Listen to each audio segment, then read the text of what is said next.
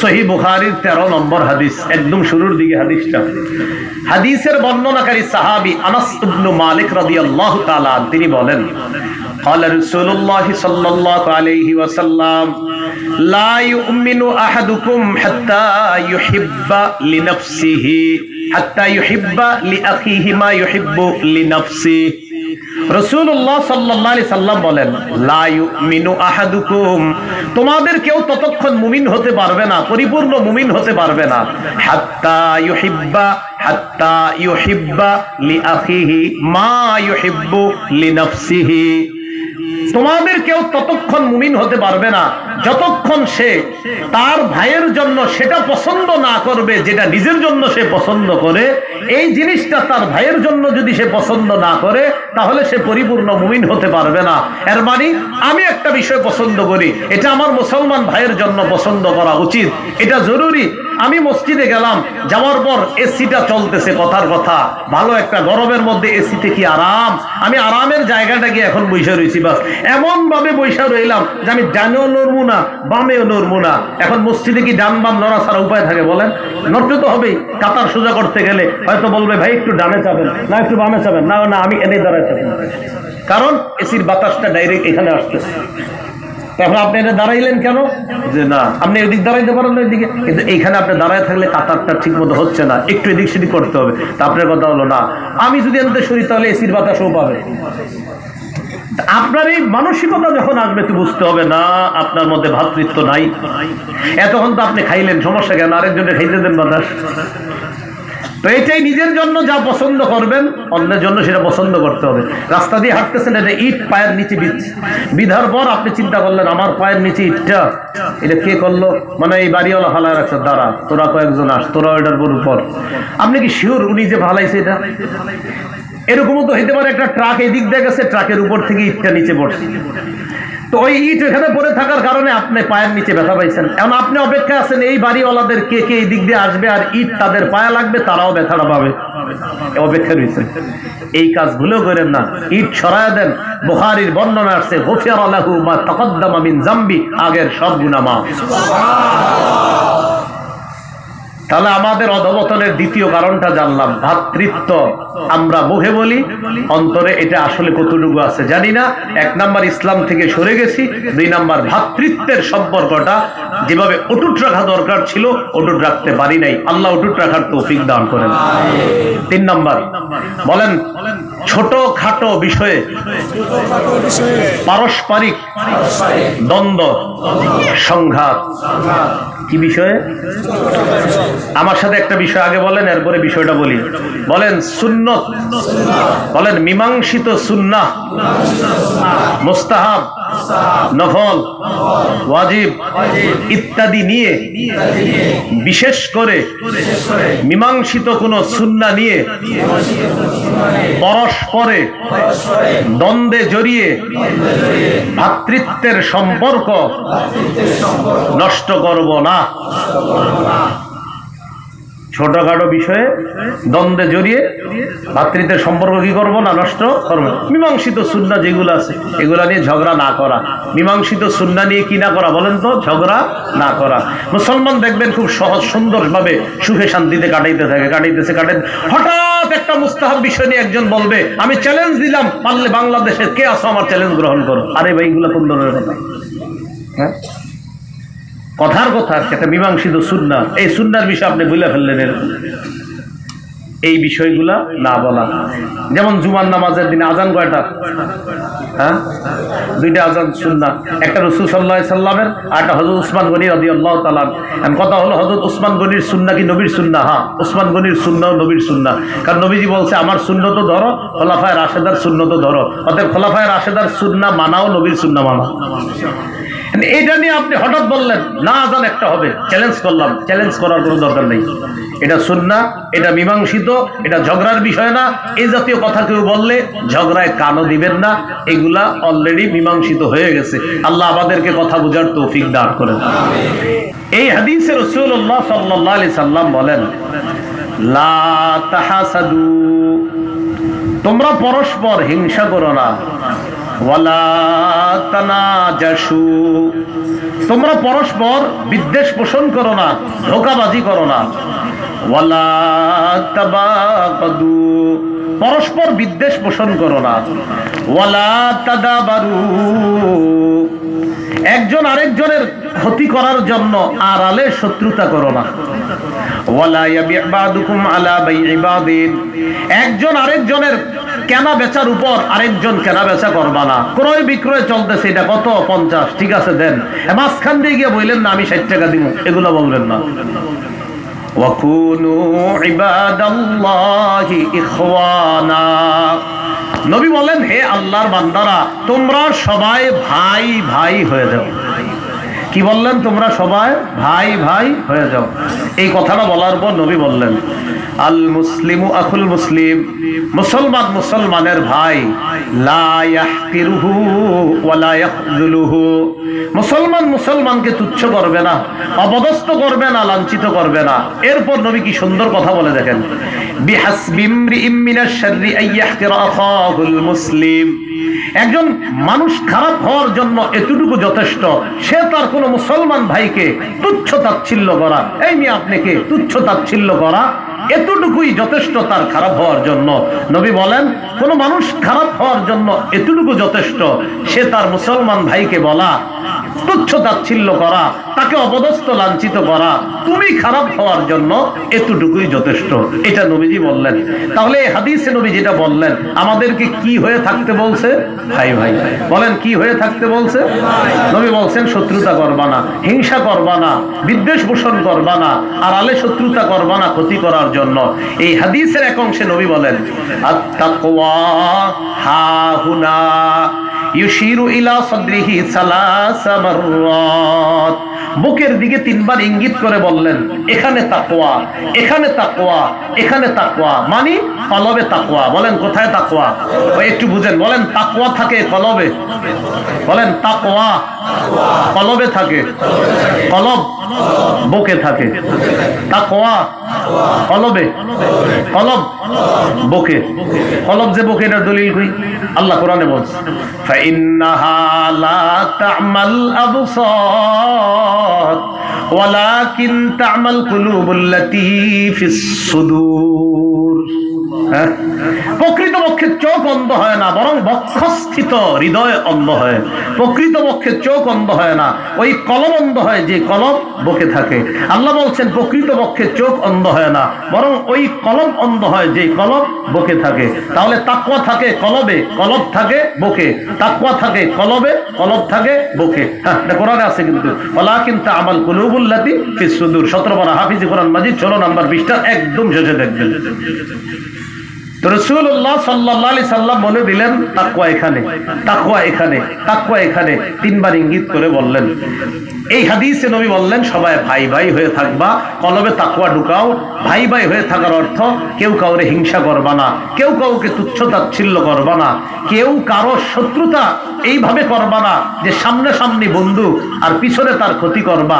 লা তাদাবারু, আড়ালে শত্রুতা করবা না কারো ক্ষতি করার জন্য। আল্লাহ আমাদের সকলকে ভ্রাতৃত্বের সম্পর্কটা বুঝে শুনে সবাই ভাই ভাই হয়ে থাকার তৌফিক দান করেন। তাহলে ইসলাম থেকে আমরা 1 নাম্বার পরিপূর্ণভাবে ইসলামের উপর না থাকার কারণে আমাদের অধঃপতন। 2 নাম্বার ভ্রাতৃত্বের সম্পর্কটা আমরা শুধু মুখে বলি, আসলে দিল থেকে কতজন সম্পর্ক রাখি এটা প্রশ্ন সাপেক্ষে, এটা প্রশ্নবিদ্ধ। তাই প্রকৃত অর্থেই যেন ভাই ভাই হতে পারি, আল্লাহ তৌফিক দান করেন। রাসূলুল্লাহ সাল্লাল্লাহু আলাইহি সাল্লাম কবরস্থানে গেছে, সহিহ মুসলিমের 472 নম্বর হাদিস। আতা রাসূলুল্লাহ সাল্লাল্লাহু আলাইহি ওয়াসাল্লাম আল মাকবারা, এভাবে আসছে বর্ণনাটা, আন্না রাসূলুল্লাহ সাল্লাল্লাহু আলাইহি ওয়াসাল্লাম আতাল মাকবারা, নবী কবরস্থানে গেছেন। যাওয়ার পর বললেন আসসালামু আলাইকুম দারা কওমিম মুমিনিন ওয়া ইন্না ইনশাআল্লাহু বিকুম লাহিকুন। হে কবরবাসী মুমিনগণ, তোমাদের প্রতি শান্তি বর্ষিত হোক। নবী বললেন, হে কবরবাসী মুমিনগণ, তোমাদের প্রতি শান্তি বর্ষিত হোক। অচিরেই আল্লাহ চাইলে আমরা তোমাদের সাথে সাক্ষাৎ করব। হে কবরবাসী মুমিনগণ, তোমাদের প্রতি শান্তি বর্ষিত হোক। অচিরেই আল্লাহ চাইলে তোমাদের সাথে সাক্ষাৎ করব। এটা আমার বলা উদ্দেশ্য নাই হাদিসে। মূল উদ্দেশ্যটা কোথায় দেখেন। এবার নবী হঠাৎ বলতেছে, ওয়াদিতু আন্না ক্বাদ রাআইনা ইখওয়ানানা। নবী বলেন, আমার মন চায় আমি যদি আমার ভাইদেরকে দেখতে পাইতাম। সবাই বলেন, কাদেরকে? আবার কাদেরকে? নবী বললেন, আমার মন চায় আমি যদি আমার ভাইদেরকে দেখতে পাইতাম। তো সাহাবায়ে কেরাম নবীজিরে বললেন, আওয়ালাসনা ইখওয়ানাকা ইয়া রাসূলুল্লাহ, হুজুর আমরা কি আপনার ভাই না? সুবহানাল্লাহ। কি বললেন, আমরা কি আপনার ভাই না? নবীজি বললেন, আনতুম আসহাবি, তোমরা আমার সাহাবী, তোমরা আমার সাহাবী। ওয়া ইখওয়ানুনা আল্লাযীনা লাম ইয়াতু বাদু, আমার ভাই হলো তারা যারা এখনো দুনিয়াতে আসে নাই। সুবহানাল্লাহ। আমরা, তারা এখনো দুনিয়াতে আসে নাই। সাহাবীরা বললেন, কাইফা তা'রিফু মান লাম ইয়াতি বাদু মিন উম্মাতিকা ইয়া রাসূলুল্লাহ, হুজুর যারা এখনো আসে নাই দুনিয়াতে আপনি চিনবেন কিভাবে এরা আপনার ভাই? আপনি ঠিক আছে কিয়ামতের ময়দানেই তো দেখবেন এদেরকে, তো চিনবেন কিভাবে আপনার এরা যে আপনার ভাই? নবীজি বলেন, শোনো তোমরা, আরাআইতা লাউ আন্না রাজুলান লাহু খাইলুন গুররুন মুহাজ্জালাতুন বাইনা যাহরাই খাইলিন দুহমিন বুহমিন আলা ইয়ারিফু খাইলা। রাসূলুল্লাহ সাল্লাল্লাহু আলাইহি সাল্লাম বললেন, তোমাদের কারো যদি একটা সাদা কপাল বিশিষ্ট, সাদা হাত পা বিশিষ্ট একটা ঘোড়া কালো ঘোড়ার মধ্যে থাকে, আমি আবার বলছি, নবী বললেন তোমাদের কারো একটা সাদা কপাল বিশিষ্ট, সাদা হাত পা বিশিষ্ট ঘোড়া যদি কালো ঘোড়ার মধ্যে থাকে, আলা ইয়ারিফু খাইলা, সে কি তার ঘোড়াটা চিনতে পারবে না? বলেন তো আপনারা, হাজারো কালো ঘোড়ার মধ্যে একটা সাদা কপাল বিশিষ্ট, সাদা হাত পা বিশিষ্ট ঘোড়া চেনা কি কঠিন হবে না? সব। রাসূলুল্লাহ সাল্লাল্লাহু আলাইহি সাল্লাম বলেন, ফাইন্নাহুম ইয়াতুনা গুররাম মুহাজ্জালিনা মিনাল ওযু, আমার উম্মত যারা দুনিয়াতে ওযু করছে, ওযু করার কারণে ওযুর পানি যে অঙ্গে লাগছে, ওই অঙ্গগুলা এমন ভাবে চকচক করতে থাকবে, কিয়ামতের মাঠে আমি দেখলেই চিনতে পারবো এরাই হলো আমার সেই ভাই, এরাই আমার সেই উম্মত। গুররাম মুহাজ্জালিনা মিনাল ওযু, ওযুর কারণে এইগুলা অঙ্গগুলা চকচক করবে, সবার মাঝে চেনা যাবে যে এরাই তারা। তাহলে রাসূল সাল্লাল্লাহু আলাইহি সাল্লাম এই হাদিসে ভাই বলে কত সুন্দর একটা মহব্বতের শব্দ আমাদের ব্যাপারে রাসূল সাল্লাল্লাহু আলাইহি সাল্লাম বলেছেন। তাহলে ভাই শব্দটা যে কত মহব্বতের, যেখানে রাসূল সাল্লাল্লাহু আলাইহি সাল্লাম মুখে বলতেছেন ভাই। আল্লাহ আমাদের সকলকে এই কথাটার গুরুত্ব আজকে থেকে কলমেও যেন আমরা ধারণ করতে পারি যে ভাই ভাই, এটা শুধু মুসলমান মুখে মুখে ভাই ভাই এমন না, বরং কলমে ধারণ করতে হবে যে আমরা আসলে ভাই ভাই, আমরা আসলে ভাই ভাই, আমরা এক দেহের মতো। কথাগুলো কি বুঝে আসছে সবার? আচ্ছা, আরেকটি বর্ণনা আমরা শুনি। রাসূলুল্লাহ সাল্লাল্লাহু আলাইহি সাল্লাম কবরস্থানের সামনে বসা, কবরের সামনে, একটা কবরের সামনে এক ব্যক্তির কবর খনন করা হয়েছে, তাকে কবর দেওয়া হবে। ইবনে মাজাহ 4195 নম্বর হাদিস। এই হাদিসের বর্ণনাকারী বারা ইবনে আযিব রাদিয়াল্লাহু তাআলা তিনি বলেন, কুন্না মা রাসূলিল্লাহি সাল্লাল্লাহু আলাইহি ওয়াসাল্লাম ফি জানাজা, আমরা রাসূলুল্লাহ সাল্লাল্লাহু আলাইহি সাল্লামের সাথে এক জানাজায় ছিলাম। তো যেই জানাজায় গিয়েছি, রাসূল সাল্লাল্লাহু আলাইহি সাল্লাম জালাসা আলা শাফিরিল কবরি, কবরের কিনারায় বসে, বসার পর ফাবাকা হাত্তা বাল্লাত তারা, কাঁদতে কাঁদতে নবীর চোখের পানিতে সামনের মাটি ভিজে গেছে। নবীজি কান্না করতেছে, মাটি ভিজে গেছে। তো অনেকক্ষণ কান্না করার পরে নবীজি সাহাবীদেরকে লক্ষ্য করে বললেন, ইয়া ইখওয়ানি লিমিসলি হাদা ফাআইদু, একটু বলেন না সবাই, আমরা একসাথে বলি, বলেন হে ভাই সব। নবীজি কি বলছে? হে ভাই সব। ওই কান্না করছে, করার পর সামনে যারা তাদেরকে বলতেছে, ও ভাই সব, এই কবরে যা আজকে যারা আমরা এখানে রাখতেছি, তোমাদের সবারও কিন্তু এই মুহূর্তটা গ্রহণ করতে হবে, তোমরা সবাই এই মুহূর্তটার জন্য প্রস্তুতি গ্রহণ করো।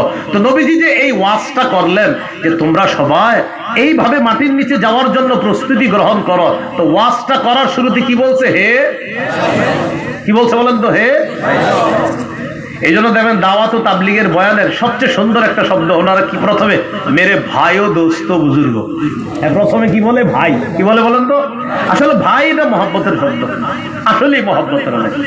তো বুঝাইতে চাইলাম আমাদের অধঃপতনের দ্বিতীয় কারণ ভ্রাতৃত্ব সম্পর্কটা যেটা, এটা আসলে আমাদের যেমন থাকা উচিত ছিল তেমনটা নাই। আমরা সবাই যেন ওরকম মুসলিম যারা ভাই ভাই নবী যা বুঝিয়েছেন এমন ভাই হওয়ার তৌফিক দান করেন। সহিহ বুখারীর 13 নম্বর হাদিস, একদম শুরুর দিকে হাদিসটা। হাদিসের বর্ণনাকারী সাহাবী আনাস ইবনে মালিক রাদিয়াল্লাহু তাআলা তিনি বলেন, قال رسول الله صلى الله عليه وسلم لا يؤمن احدكم حتى يحب لنفسه حتى يحب لاخيه ما يحب لنفسه। রাসূলুল্লাহ সাল্লাল্লাহু আলাইহি সাল্লাম বলেন, লা ইউমিনু আহাদুকুম, তোমাদের কেউ ততক্ষণ মুমিন হতে পারবে না, পরিপূর্ণ মুমিন হতে পারবে না, হাত্তা ইউহিব্বা লিআখিহি মা ইউহিব্বু লিনাফসিহি। তোমাদের কেউ ততক্ষণ মুমিন হতে পারবে না যতক্ষণ সে তার ভাইয়ের জন্য সেটা পছন্দ না করবে যেটা নিজের জন্য সে পছন্দ করে।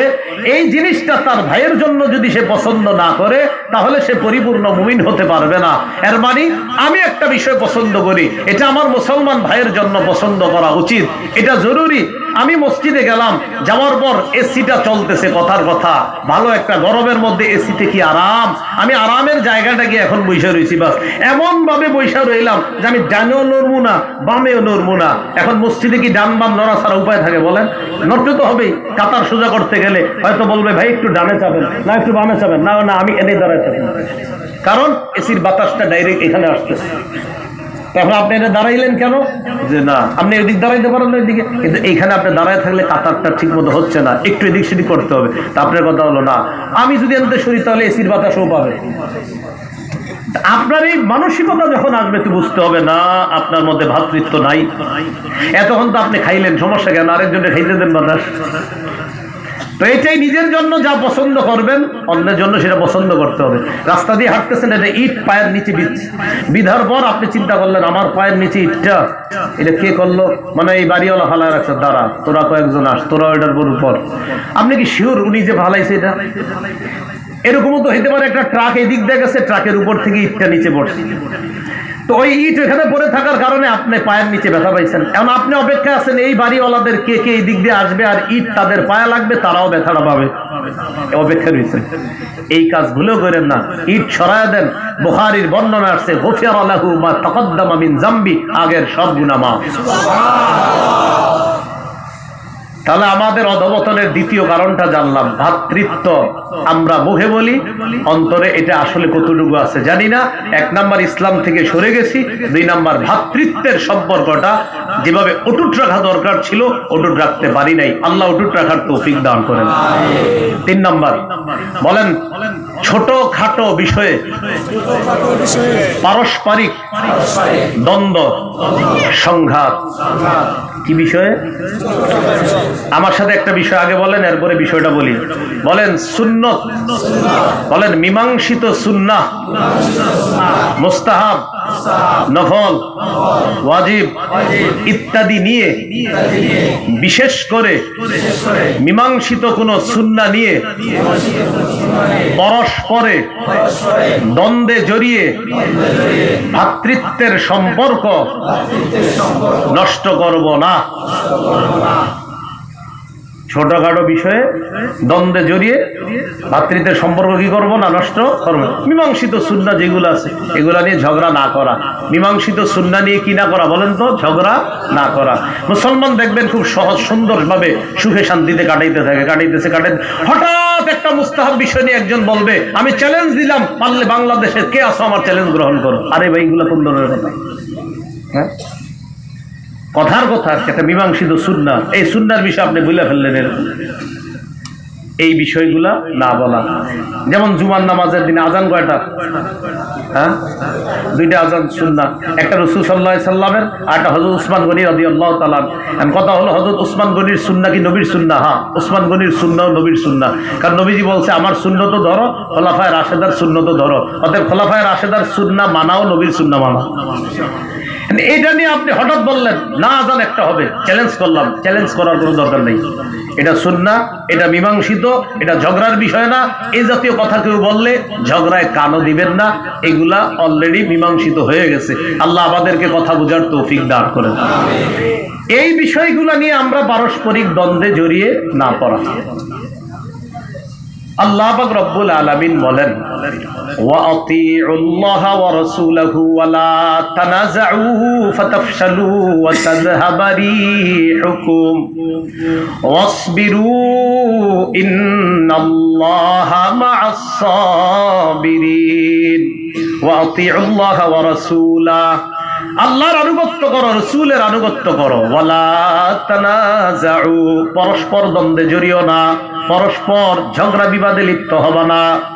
ফাতাফশালু, পরস্পর যদি তোমরা ঝগড়া করো, পরস্পর যদি তোমরা ঝগড়া করো, ফাতাফশালু, তাহলে তোমরা সাহস হারা হয়ে যাবা।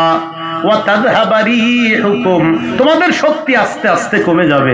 তোমরা যদি পরস্পর ঝগড়া করো, তোমরা সাহস হারা হয়ে যাবে, তোমাদের শক্তি আস্তে আস্তে কমে যাবে।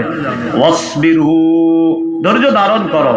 ইন্নাল্লাহা মা'আস সাবিরিন, ধৈর্যশীলদের সাথে আল্লাহ আছে। কি বললেন? আল্লাহর আনুগত্য করো, রাসূলের আনুগত্য করো। ওয়ালা তানাযাউ, পারস্পরিক দ্বন্দ্বে জড়িয়ে পড়ো না, ঝগড়া করো না। যদি করো, ফাতাফশালু, সাহস হারা হয়ে যাবা। ওয়া তাযহাবা রিহুকুম, তোমাদের শক্তি হ্রাস হয়ে যাবে আস্তে আস্তে। আমরা চারজন একসাথে আছি, আমাদের বন্ধুত্বপূর্ণ সম্পর্ক, হঠাৎ ঝগড়া লাগছি, চারজন চার দিয়ে গেলাম, তো আমাদের শক্তি কি কমলো না বাড়লো? কমলো। এতদিন চারজনের শক্তি ছিল এক, এখন চারজন আলাদা হয়ে গেছে, তো শক্তি তো কমে গেল। তাহলে 3 নাম্বার, পারস্পরিক দ্বন্দ্ব সংঘাত, এই জড়িয়ে যাওয়া আমাদের অধঃপতনের 3 নাম্বার কারণ। আমাদের অধঃপতনের 4 নাম্বার কারণ, দুনিয়ার প্রতি আমাদের নেশা বেড়ে যাওয়া, আখিরাতের প্রতি আমাদের আগ্রহ কমে যাওয়া। দুনিয়ার নেশা বাড়া, আখিরাতের আগ্রহ কমা। আমার একটা কথা আপনারা যদি পারেন একটু মনে রাখেন, আমরা দুনিয়াতে হালাল কিছু কামাই করব, সামনে থাকবে আখিরাত। এর মানে আখিরাত সামনে রেখে দুনিয়াতে বৈধ কিছু করব, কোনো সমস্যা নাই।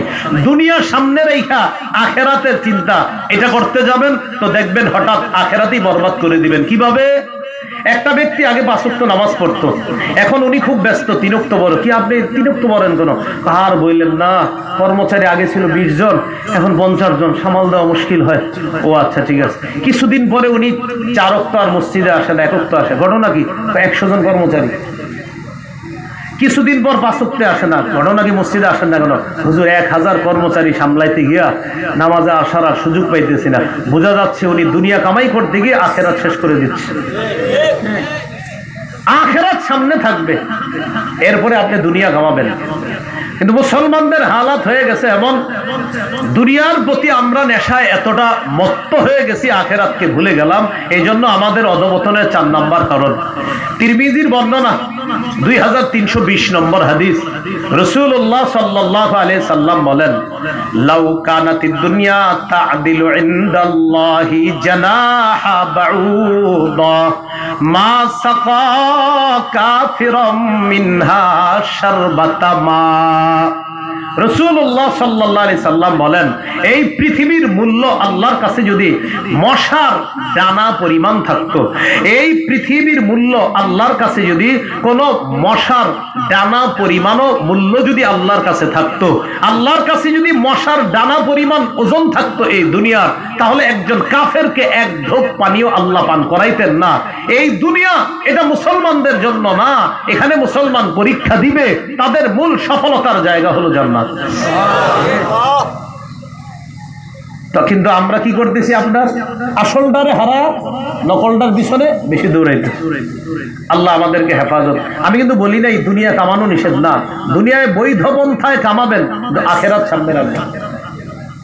এইগুলো আমাদের অধঃপতনের। আসলো না গেল? আচ্ছা আলহামদুলিল্লাহ। 5 নাম্বার, এটা একটু আমার সাথে বলতে হবে। বলেন, অধিকার আদায়ের মূল উপায় থেকে দূরে সরে যাওয়া। এবার পুরোটা বলেন। বলেন, মুসলমানদের অধিকার আদায়ের মূল যে উপায়, সে উপায় থেকে দূরে সরে যাওয়া। মুসলমানদের অধিকার আদায়ের শ্রেষ্ঠ একটা উপায়ের নাম হলো জিহাদ। কি বলেন তো? কি বলেন তো? মুসলমানদের অধিকার আদায়ের শ্রেষ্ঠ একটা পদ্ধতির নাম হলো জিহাদ। এই নাম শুনলে অনেকে সাথে সাথে এটা তো পবিত্র বিধান, এটা পবিত্র বিধান। সারা দুনিয়ার সন্ত্রাস খতম করার শ্রেষ্ঠ কোন পদ্ধতি যদি থাকে এটার নাম জিহাদ। জিহাদ আর সন্ত্রাস সম্পূর্ণ আলাদা। সন্ত্রাস অপবিত্র, জিহাদ পবিত্র। সন্ত্রাস সমূলে নির্মূল করার শ্রেষ্ঠ পদ্ধতির নাম পবিত্র জিহাদ।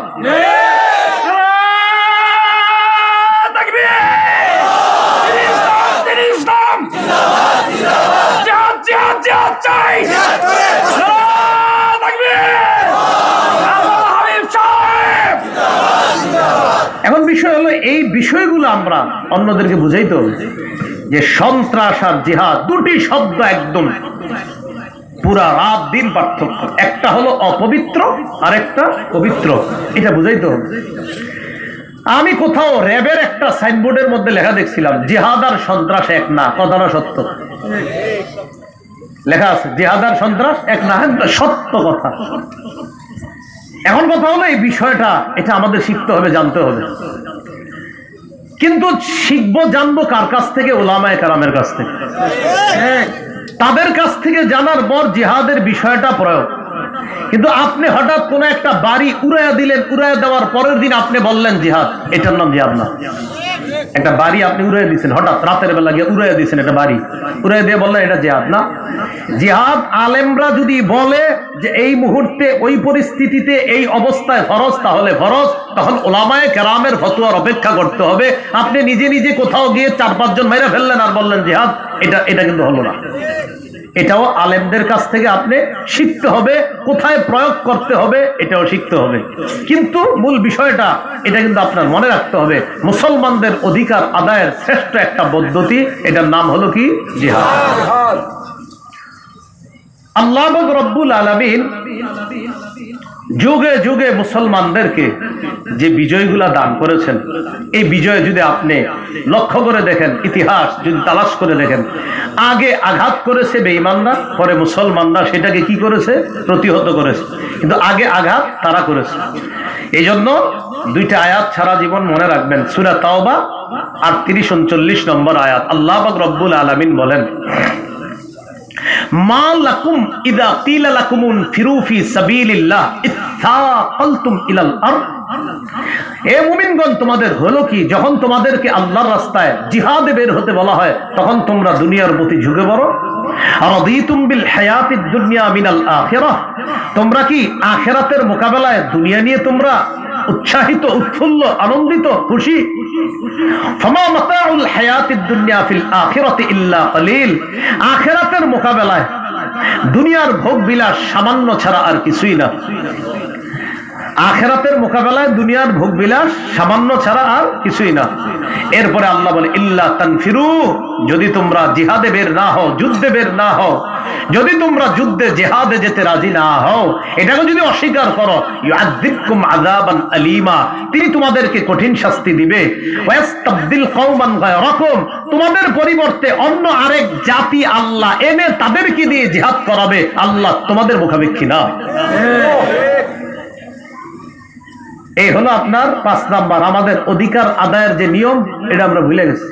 তাই প্রিয় ভাইয়ারা, অনেক মানুষ এখানে আসছেন, এটা প্রত্যেকে বুঝাইবেন পার্সোনালি সবাই। শোনো, সন্ত্রাস জিহাদ সম্পূর্ণ আলাদা। সন্ত্রাস অপবিত্র, সন্ত্রাস খারাপ জিনিস, সন্ত্রাস অশান্তি, সন্ত্রাস চারদিকে অন্যায়, অবিচার, জুলুম, নির্যাতন, এগুলা হলো সন্ত্রাস। আর এগুলো যদি দুনিয়া থেকে সমূলে খতম করতে চাও, অশ্লীলতা, বেহায়াপনা, নোংরামি, হিংসা, বিদ্বেষ, পরশ্রীকাতরতার জয় জয়কর অবস্থা যখন হবে, অশান্তি পৃথিবীতে যখন বিরাজ করবে, সন্ত্রাসবাদ যখন সারা পৃথিবীতে মাথাচাড়া দিয়ে উঠবে, তখন অন্যকে বুঝাবেন এগুলো হলো অপবিত্রতা, আর এই অপবিত্রতা দূর করার শ্রেষ্ঠ পদ্ধতির নাম এটা হলো জিহাদ। ইসরায়েল যা করছে বুঝাইবেন এটা সন্ত্রাসী, এটা অপবিত্রতা, এটা বেহায়াপনা, এটা অশ্লীলতা। এই অপবিত্রতা দূর করার শ্রেষ্ঠ পদ্ধতি হলো ফিলিস্তিনের গাজার পক্ষে যারা জিহাদ করে, এটা হলো পবিত্র। বুঝাইতে হবে না, তাহলে ঠিক করে বললে কিন্তু হবে না, এটা বুঝাইতে হবে। আর দাওয়াত দিবেন না, আপনারা তো এইখান থেকে যাই আরেকজনকে বুঝাবেন না। আমাদের দেশের অনেকে বিষয়টা মানে আপনি জিহাদ বললে উনি মনে করে কি হুজুর জিহাদ মানে কি ইন্না লিল্লাহি ওয়া ইন্না ইলাইহি রাজিউন মানে কি, না আপনি বুঝাইতে হবে। তো দেখেন আবু জাহেল সন্ত্রাসগিরি করছে, এটা বুঝাইতে হবে আপনার। ফেরাউন সন্ত্রাসগিরি করছে, নমরুদ সন্ত্রাসগিরি করছে। বলবেন যে আগে নমরুদ ফাইজলামি করছে, ফেরাউন সন্ত্রাসগিরি করছে, মুসা নবী সহ্য করছে, আবু জাহেল সন্ত্রাসগিরি করছে, মুহাম্মদ সাল্লাল্লাহু আলাইহি সাল্লাম সহ্য করছে। এইভাবে বুঝাবেন। লম্বা সময় সহ্য করার পর আল্লাহ বলছে আর কত, এবার প্রতিহত করেন। এভাবে আপনি বুঝাইতে হবে। তা আমাদের সমস্যাটা হলো আমরা আরেকজনকে যেটু ঠান্ডা মাথায় বুঝাবো এই কাজটা কেউ করি না। এখান থেকে উঠে আপনি একজনের সাথে হইতে পারে ঝগড়া লাগাই দিবেন, বুঝোস কারে না, এভাবে না, সুন্দরভাবে আপনি বুঝাইতে হবে। ভাইজান আবু জাহেল যে নবীর অত্যাচার করছে এগুলো আপনি মানেন না? তখন বললো হ্যাঁ ঠিকই তো, আবু জাহেল আমার নবীর যে কষ্ট দিছে। তখন এর এই সুন্দরভাবে বুঝাইবেন এই যে আবু জাহেল কষ্ট দিছে, এই সন্ত্রাসগিরি করছে, নবী কাবা চত্বরে নামাজ পড়তেছে, উকবা ইবনে আবি মুআইদ নবীর গলায় চাদর পেঁচায় নবীর হত্যা করতে চেষ্টা করছে, জানেন? তখন বুঝানো পড়বে তাই তো, আমার নবীর এভাবে কষ্ট দাও, এটা তো অন্যায়, এটা তো খারাপ, এটা তো সন্ত্রাসগিরি। তখন আপনি বলবেন এইগুলা নির্মূল করার জন্য আল্লাহ বিধান দিছে জিহাদ। তখন বলবেন ও আচ্ছা এটার নাম জিহাদ, এটা বুঝাইতে হবে। তা আমরা যে কথাগুলা বুঝলাম, আমাদের অধিকার আদায়ের বিষয়গুলা এগুলো আমাদের জানতে হবে, বুঝতে হবে, আমাদের প্রজন্মকে এটার সঠিক ধারণা দিতে হবে। 6 নাম্বার বলেন আমার সাথে, আদর্শ যোগ্য নেতৃত্বের অভাব। আমরা নেতৃত্ব শূন্যতায় ভুগতেছি। শুধু আমাদের ছাত্র ভাইদের দেশ ছাড়া, আর যত মুসলিম নেতৃত্বে যারা আছে আপনার, বিশেষ করে যাদের ভূমিকা রাখা উচিত ছিল এই ফিলিস্তিন ইস্যুতে, আপনার আরব জাহানের সহ আপনার যত প্রায় মুসলিম নেতৃত্বদেরকে দেখবেন তাদের কথা এক এক সময় এক এক রকম, কেমন যেন মুনাফিকি আচরণ বারবার প্রকাশ পায়। এই একটা সংকটে আমরা ভুগতেছি। এটা আমাদের অধঃপতনের 6 নম্বর কারণ। অথচ উচিত ছিল তাদের 4টা কাজ বাস্তবায়নে কঠিন গুরুত্ব দেওয়া, যেটা সূরা হজের 41 নম্বর আয়াতে আল্লাহ বলছে ইসলামী রাষ্ট্র ব্যবস্থার মূল মৌলিক প্রধান কাজ হবে 4টা। আল্লাযীনা ইম্মাক্কান্নাহুম ফিল আরদি আকামুস সালাহ ওয়া আতাউয যাকাহ ওয়া আমারু বিল মা'রুফ ওয়া নাহাউ আনিল মুনকার। আমি যাদেরকে পৃথিবীতে ক্ষমতা দেই, আমি যাদেরকে ক্ষমতায় বসাই, তাদের মৌলিক মূল কাজ হবে 4টা। 1 নাম্বার তারা সালাত কায়েম করবে, নামাজ কায়েম করবে, নামাজ প্রতিষ্ঠিত করবে। 2 নাম্বার ওয়া আতাউয যাকাত, যাকাত আদায় করবে। কয়টা মুসলমান দেশে বলেন পরিপূর্ণভাবে যাকাত আদায় হচ্ছে? আল্লাহ তো লক্ষ্য তো বলে দিচ্ছে, উদ্দেশ্য তো বলে দিচ্ছে। মুসলিম কান্ট্রি মাশাআল্লাহ এখন শুধু আফগানিস্তান ছাড়া আর বলেন সারা পৃথিবী কোথায় একদম পরিপূর্ণ সবাই সালাত আদায় করে? তো 1 নাম্বার আকামুস সালাহ, নামাজ কায়েম করবে। 2 নাম্বার আতাউয যাকাত। 3 নাম্বার ওয়া আমারু বিল মা'রুফ, নেক কাজের আদেশ করবে। 4 নাম্বার ওয়া নাহাউ আনিল মুনকার, অসৎ কাজ থেকে নিষেধ করবে। ইসলাম যে শান্তি সেটা কিন্তু আফগানিস্তান সারা পৃথিবীতে দেখাই দিতে। এবং যারা তাদের থেকে মুখ সরায় নিছিল, বলছিল না সমর্থন দেই না, এখন এরাও সমর্থন দিতে চাইতেছে। আফগানিস্তান গনেও নাই, আপনি না দিলে কি সমর্থন আমাদের?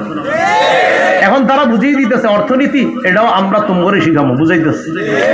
এরপরে পানি ব্যবস্থা আমরা আটকাইবা, এটাও তোমরে আমরা বুঝাবো। রাষ্ট্র ব্যবস্থা আমাদেরকে আটকাই দিবা, এরা বুঝাইতেছে না আরে তোমরে আমরা শিখাবো রাষ্ট্র ব্যবস্থা কারে কয়। অর্থনীতিতে আমাদেরকে আটকাইবা না, অর্থনীতি কারে কয় তো আমরা তোমাদেরকে শিখাবো। আরে মুসলমান তো এমনই ছিল, সারা পৃথিবীকে মুসলমান শিখাবে, মুসলমান অন্যর কাছ থেকে ধার করে শিখতে হবে না, শিখাই দিতেছে, সারা পৃথিবীতে শিখাই দিতেছে। যারা এতদিন বিরোধিতা করছে না, এরা কয় না এদের কাজ তো অনেক। এখন আস্তে আস্তে কদিন পরে বলবে জি আপনারাই সেরা, তো সেরাদেরকে সেরা বলবে না কি বলবে? এই জন্য এগুলো ভাবনার বিষয়, এখনো ভাবনার বিষয়। আসলে ইসলাম শান্তি, ইসলাম আসলেই শান্তি। ইসলাম প্রতিষ্ঠিত হলে সব ধর্মের মানুষ শান্তিতে থাকবে। তো 4টা কাজ: নামাজ কায়েম করা, যাকাত প্রতিষ্ঠিত করা, আদায় করা, 3 নাম্বার নেক কাজের আদেশ করা, অসৎ কাজের নিষেধ করা। এমন একটা যোগ্য নেতৃত্ব আমরা খুঁজতেছি। এই হলো 6 নাম্বার। 7 নাম্বার আমাদের অধঃপতনের কারণ, শত্রুকে বন্ধু বানানো। কি বানানো? একটু সবাই আমার দিকে তাকান, দেখেন না, শোনেন, আল্লাহ বলে দিছে, শোনো, ওমকে তোমার শত্রু বলে দিছে, একদম চিহ্নিত করছে, ওমকে তোমার শত্রু, ওমকে তোমার শত্রু চিহ্নিত করে দিছে। একটা যদি এরকম হইতো যে আল্লাহ বইলা দেয় নাকি, বইলা দিছে ওমকে, তো এরপর আমি বলতেছি না হ্যাঁ আমার বন্ধু, তো লাভ হইব? আল্লাহ বইলা দিছে ওমকে শত্রু, আমি বলতেছি না বন্ধু, তো কি হইল? সূরা মাইদার 51 নম্বর আয়াতে আল্লাহ বলেন, ইয়া আইয়ুহাল্লাযীনা আমানু লা তাত্তাখিযুল ইয়াহুদা ওয়ান নাসারা আউলিয়া। হে ঈমানদারগণ, তোমরা ইহুদি খ্রিস্টানদেরকে অভিভাবক রূপে গ্রহণ করবা না, বন্ধু রূপে গ্রহণ করবা না। অভিভাবক রূপে বললে চমৎকার ব্যাখ্যা হয়। ইহুদি খ্রিস্টানদেরকে যদি অভিভাবক বানাও, এরা অভিভাবক সাইজা তোমাদের উপরে যত আকাম আছে সব চাপাবে। অভিভাবক বানাও। কি বানাও? অভিভাবক। দেখবেন আমার একটা আলোচনা আছে রমজানের আগে, যে ওই যে ইয়ানি আপনার কি জানি গেল 31st নাইট, এটারে কেন্দ্র করে একটা আলোচনা করেছিলাম যে এদেরকে অভিভাবক বানাইলে আমাদের ক্ষতি কি কি, সেখানে 10টা আলোচনা করেছিলাম। সম্ভবত আপনাদের কিশোরগঞ্জের কোথাও বয়ানটা করেছি, এটা দেখছে অনেকে, আলোচনাটা আছে। তো ওখানে আলোচনা করেছিলাম এদেরকে বন্ধু বানানোর আমাদের কি কি ক্ষতি। একদম কোরআন সুন্নাহ থেকে প্রমাণ করেছি যে আমাদের এই ক্ষতি আমাদের উপর চাপাই দিতে হবে। করিমগঞ্জ। আচ্ছা, এই হলো আপনার 7 নাম্বার, যাদেরকে শত্রু হিসাবে চিনে দিছে আল্লাহ, আমরা কই বন্ধু। বলেন আটো শাটো ছোটখাটো পোশাক পরা, এগুলাই মুসলিম মেয়েদের কালচার? যারা বন্ধু বানাইছেন এরা চাপাই দিছে না, ওইগুলো পরো, পইরা বলবা এটা আমার ব্যক্তি স্বাধীনতা, শিখাই দিছে। আপনি হাঁটুর উপরে প্যান্ট পরবেন, প্যান্ট পরার পর রাস্তায় হাঁটবেন, আপনি ইমাম সাহেব বলবে এই মিয়া তোমার বয়স 25 বছর, এটা কি পড়ছো? হুজুর এটা আমার ব্যক্তি স্বাধীনতা। এটা কে শিখাইছে? বন্ধুরা শিখাই দিছে। কিছু কইলেই কইবা ব্যক্তি স্বাধীনতা। আল্লাহ আমাদেরকে বোঝার তৌফিক দান করেন। তাহলে 7 নাম্বার, শত্রুকে বন্ধু বানাইছে, অধঃপতনের। এগুলো 7 নাম্বার কারণ। আমাদের অধঃপতনের 8 নাম্বার কারণ, যথাযথ মুসলমানদের একটা যথাযথ শুরা ব্যবস্থা না থাকা। শুরা ব্যবস্থা, যারা পরামর্শ করে আমাদেরকে কিছু বলবে আর আমরা এটা সবাই মেনে নিব, এই জাতীয় একটা শূন্যতা আমরা ভুগতেছি। আমরা মাঝে মাঝে অপেক্ষা করি, এই মনে হয় মুসলমানরা একসাথে হয়ে ফিলিস্তিনের ব্যাপারটা সমাধান করবে। 3 দিন পরে দেখি না, ওই জায়গায় কোনো ঘাপলা ছিল। হ্যাঁ, মানে এই সমাধান হয়ে হয়ে গেছে মনে হয় না, পরে চিন্তা করে দিন না হুদাই এনে ঘটনা অন্য কিছু ঘটে গেছে। এই যে সূরা ব্যবস্থা যথাযথ, এটা আমাদের নাই।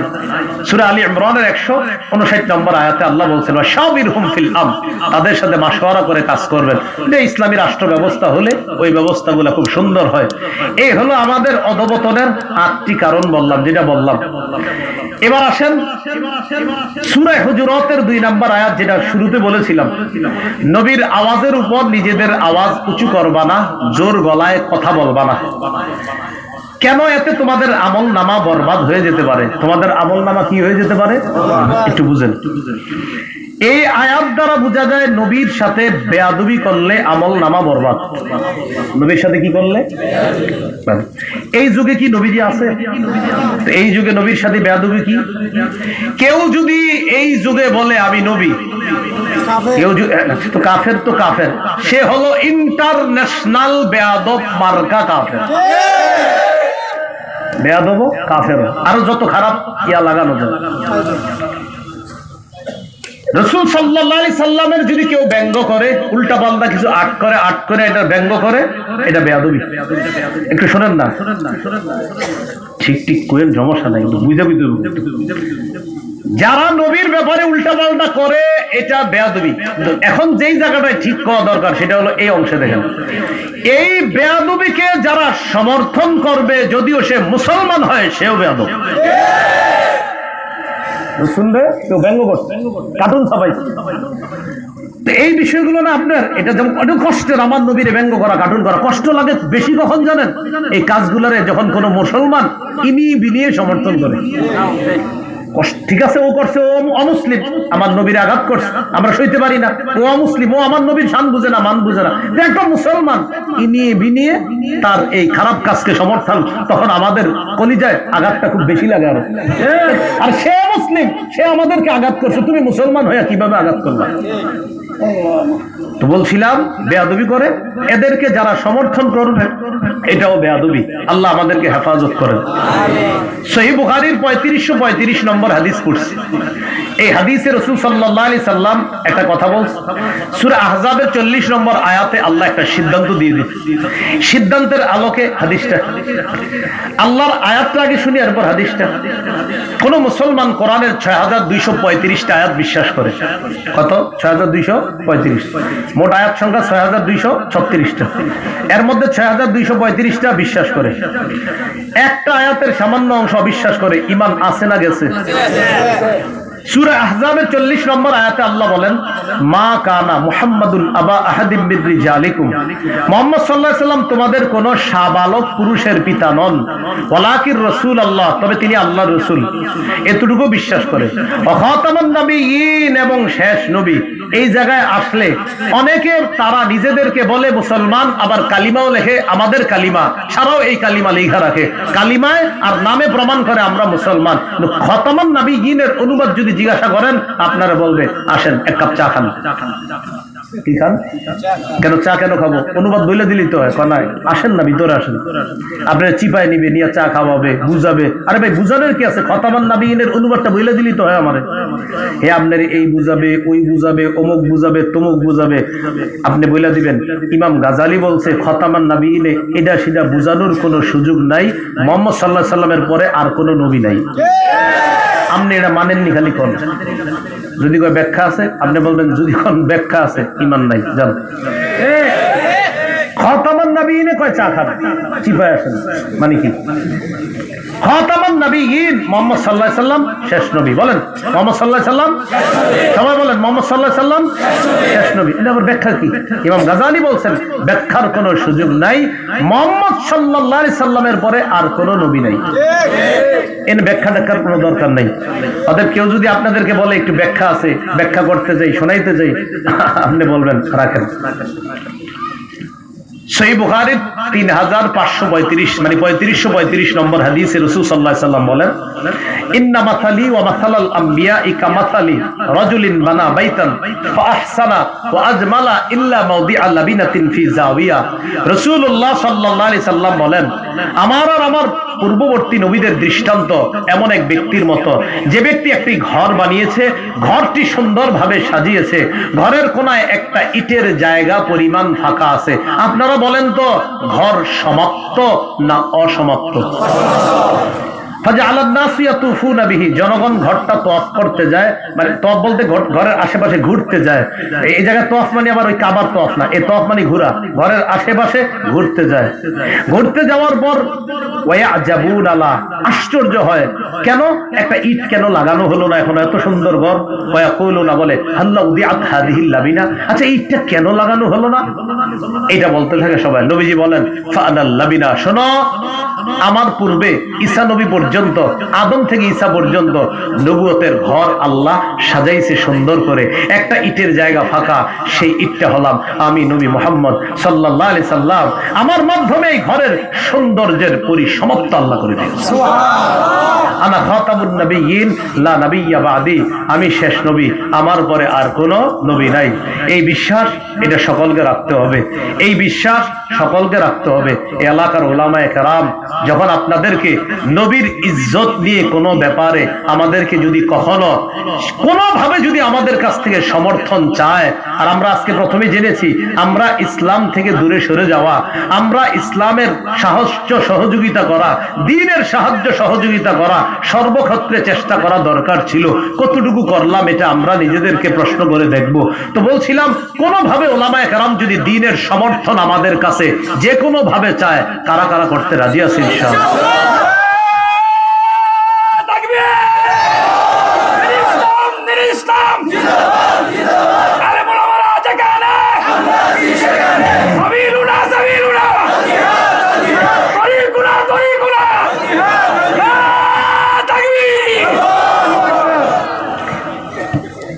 আল্লাহ আমাদের সকলকে, এক ভাই কি জানি লিখে দিছে, হ্যাঁ লিখে কিছু দিন না এখানে, আমি প্রশ্ন উত্তর দেওয়ার যোগ্যতা মরার আগেও সম্ভবত হবে না, মানে পাবলিক প্লেসে দেওয়ার, এই জন্য আমার বলবেন না, এইগুলো আবরার বাইরে দিবেন। আরে আবরার ভাই, লুৎফুর রহমান ফরাইজি ভাই, মুফতি আলী হাসান ওসামা ভাই, ওনাদেরকে দিবেন, প্রশ্ন উত্তর দেওয়ার যোগ্যতা তারা রাখেন।